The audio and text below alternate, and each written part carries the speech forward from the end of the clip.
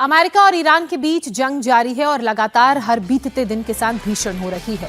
दोबारा जंग शुरू हुए आज 5वां दिन हो चुका है। दोनों ओर से जबरदस्त हमले हो रहे हैं। इसी बीच अमेरिकी राष्ट्रपति डोनाल्ड ट्रंप ने एक बार फिर से ईरान को धमकी दी। ट्रंप ने ईरान को चेतावनी देते हुए कहा कि अगर ईरान ने बातचीत नहीं की तो अगले हफ्ते उसके पावर प्लांट्स और पुलों पर हमला किया जाएगा। अमेरिकी फौज ने स्ट्रेट ऑफ हॉर्मुज को टारगेट करके 7 घंटे तक हमला किया। इस दौरान ईरान की मिसाइल और ड्रोन ठिकानों, नौसैनिक अड्डों और कोस्टल डिफेंस सिस्टम को निशाना बनाया गया। ईरान ने भी अमेरिकी ठिकानों पर पलटवार किया। ईरान ने बहरीन, कुवैत और जॉर्डन पर अमेरिकी बेसिस पर जोरदार हमला किया। ये वो इलाके हैं जहां अमेरिका के सैन्य ठिकाने हैं।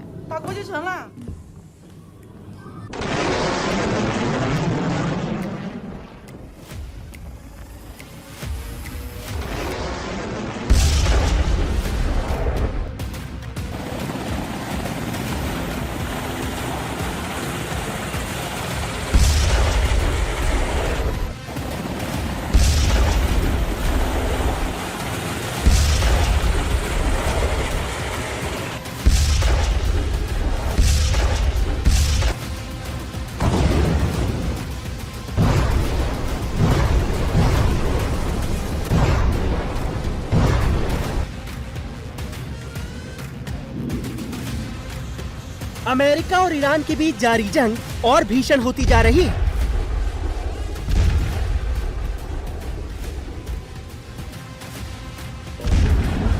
अमेरिकी सेना लगातार ईरान के सैन्य ठिकानों को निशाना बना रही है। अमेरिकी सेंट्रल कमांड के मुताबिक अमेरिकी सेना फाइटर जेट, ड्रोन और नौसैनिक जहाजों से ईरान के सैन्य ठिकानों पर जबरदस्त हमला कर रही है।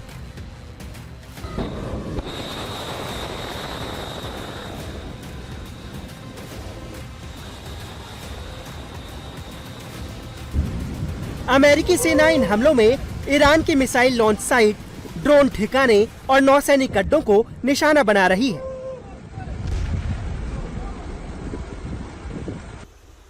अमेरिकी सेना का दावा है कि ऑपरेशन में दर्जनों सैन्य ठिकानों पर सटीक हमले किए गए हैं।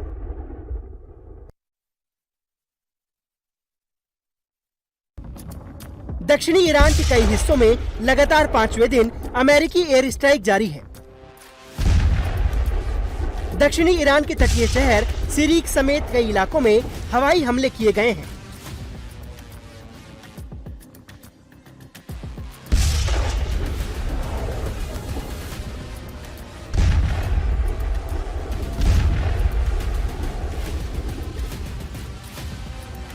इस बीच अमेरिकी राष्ट्रपति डोनाल्ड ट्रंप ने एक बार फिर ईरान को धमकी दी है। ट्रंप ने कहा कि ये हमले तब तक जारी रहेंगे जब तक वो ये नहीं कह देता कि बहुत हो गया। Well, I guess you could define it any way you want, but certainly we're beating them up really badly. They have to be beat up. We're hitting them very, very hard. We're hitting every single thing that they have along the shore, along the waterfront. They'll continue until I say it's enough.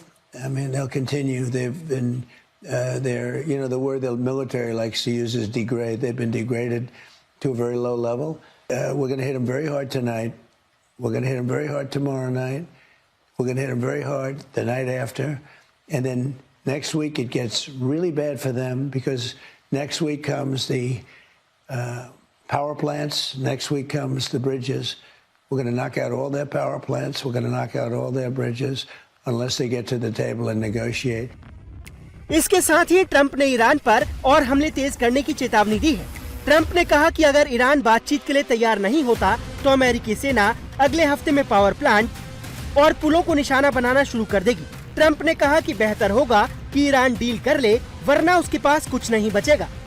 I mean, literally 2 days ago we had a deal, and then they broke it at the last moment. They broke. To make a deal, you're not going to have anybody left. We're being very careful with the civilian population, as you know. But I said, you better make a deal. You're not going to have anything left. They should. I don't know if they will or not. Trump के बयान के बाद America ने Hormuz strait के पास मौजूद Iran के बंदरगाहों की नौसैनिक नाकेबंदी भी फिर शुरू कर दी है।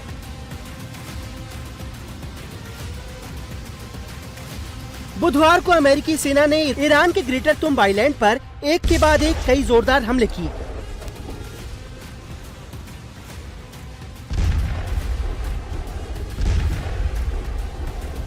अमेरिकी सेंट्रल कमांड के मुताबिक उसने बुधवार को ईरान के ग्रेटर तुम आइलैंड पर करीब 20 मिनट तक हवाई हमले किए हैं। सेंटकॉम ने दावा किया है कि इन हमलों में ईरान के डिफेंस सिस्टम, क्रूज मिसाइलों के स्टोरेज सेंटर और मिसाइल लॉन्च करने वाले ठिकानों को निशाना बनाया गया है। ग्रेटर तुम आइलैंड छोटा सा द्वीप है जो फारस की खाड़ी में हॉर्मुज स्ट्रेट के पास है। हॉर्मुज स्ट्रेट के लिए रणनीतिक रूप से ये बेहद अहम माना जाता है। ये द्वीप हॉर्मुज स्ट्रेट से गुजरने वाले जहाजों और वॉरशिप की निगरानी और सुरक्षा के लिए अहम भूमिका निभाता है। इस द्वीप पर ईरान और संयुक्त अरब अमीरत अपना दावा करते हैं, लेकिन इस वक्त ग्रेटर तुम आइलैंड पूरी तरह ईरान के कंट्रोल में है। हॉर्मुज स्ट्रेट के आसपास के छोटे छोटे आइलैंड किस तरह हॉर्मुज स्ट्रेट में ईरान को मजबूत बनाते हैं, वो आपको बताते हैं। दरअसल ग्रेटर तुम, अबू मूसा, लेसर तुम, हेंगाम, किश्म, लारक और हॉर्मुज द्वीप मिलकर हॉर्मुज स्ट्रेट के आसपास ईरान की एक तरह की डिफेंस रिंग बनाते हैं।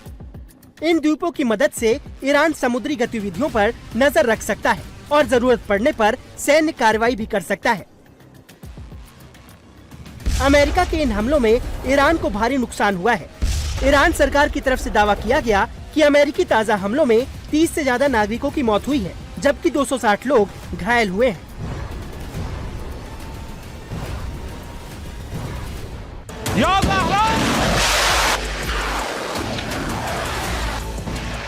वहीं ईरान भी अमेरिकी हमले का जवाब दे रहा है। ईरान ने अमेरिकी ठिकानों पर हमले तेज कर दिए हैं। बुधवार को ईरान ने फतेह 110, खैबर शेकन और जुल्फाकार मिसाइलों से हमला किया।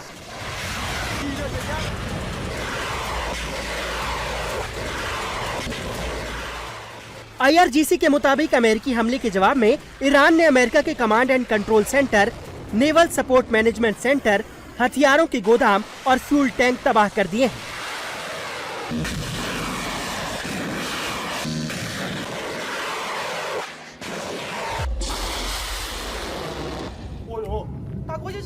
ईरान ने बहरीन, जॉर्डन और कुवैत में अमेरिकी ठिकानों पर जबरदस्त मिसाइल और ड्रोन से हमले किए। बहरीन, जॉर्डन और कुवैत में अमेरिकी नौसेना ने 5th फ्लीट बेस पर बड़ा हमला किया है।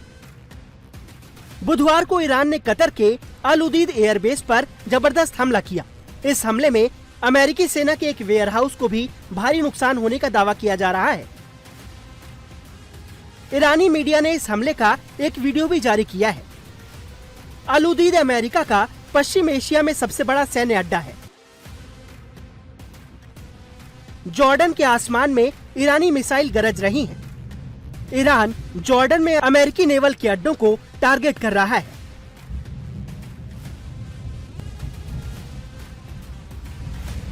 वहीं ईरान के हमले के बाद कुवैत के आसमान में धुएं का काला गुबार छाया हुआ है।